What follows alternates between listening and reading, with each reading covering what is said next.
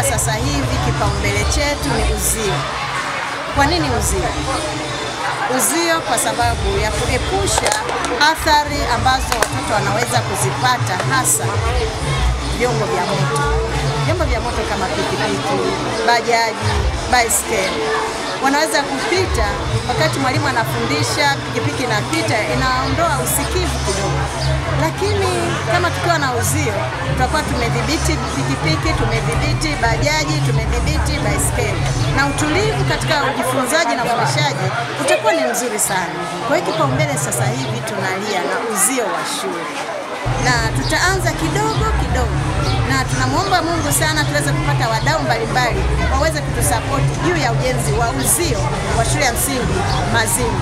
Sasa mtoto anaweza, hapa ni mahali watoto kucheza, anaweza kawa anapita hajui kwamba kuna pikipiki napita, kwa hiyo akapata ajali. Na tumepata ajali nyingi tu. Hivyo basi tukipata uzio tutaepusha ajali kwa watoto. Shida ipo kwa sababu vyombo vya moto vinakatisha shule, kitu ambacho ni hatari, na watoto muda wa mapumziko wanacheza nje. Inaweza kaleta shida ya ajali.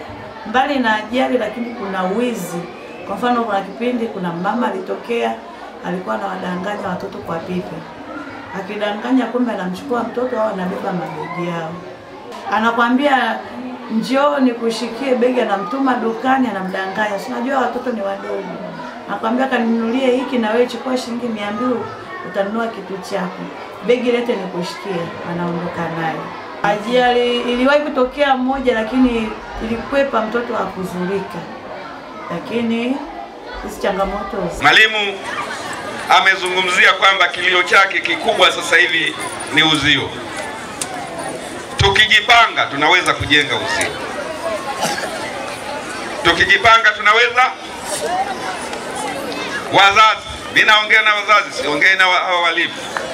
Wazazi tukijipanga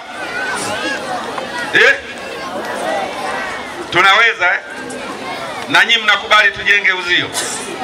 Mwenyekiti wa kamati ya shule anasema huyu ndo msimamizi wetu, lakini sio yeye ndiye atakayejenga. Anasema kwa kweli na yeye anatamani hii shule tujenge uzio. Tuanze kule nyuma kule mbele. Ukija kupata vihela twende kidogo kidogo. Hakuna kitu ambacho unaweza ukakianza leo ukakimaliza leo. Sasa hili ni kuachie mwenyekiti wa kamati ya shule pamoja na wenzio.